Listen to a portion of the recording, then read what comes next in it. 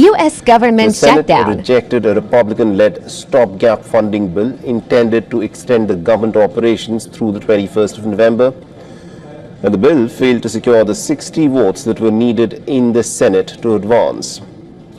The vote amongst the Democrats was nearly unanimous against the bill.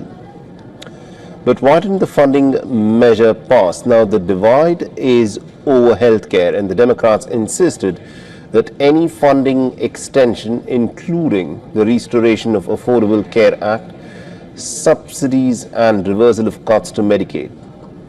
The Republicans resisted, arguing that the funding bill should stay clean without policy riders or added healthcare mandates.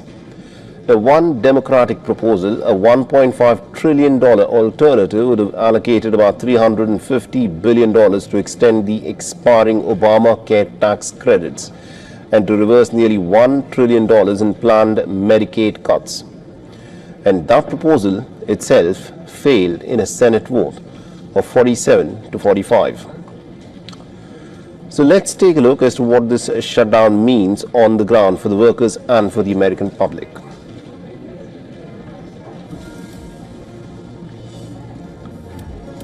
Now, the Congressional Budget Office estimates that up to 750,000 federal workers could be furloughed daily. Lost compensation is projected at about $400 million per day in unpaid wages. But some essential services will continue. Air traffic controllers, TSA screeners, federal law enforcement and critical safety inspections must operate even without funding.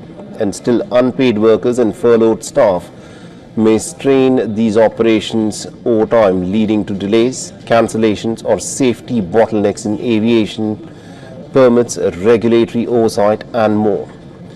The Federal Aviation Administration will furlough about 11,000 employees and about 1/4 of its workforce, even as 13,000 plus air traffic controllers are required to work without pay.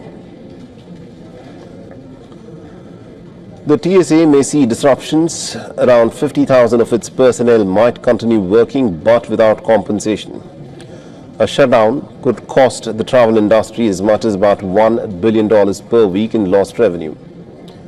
The Republicans, including Senate Majority Leader John Thune, have blamed the Democrats for blocking the clean funding bill.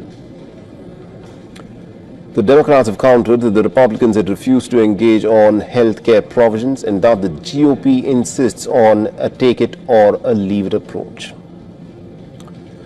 Now, President Trump has threatened irreversible cuts to benefit programs if no deal is reached.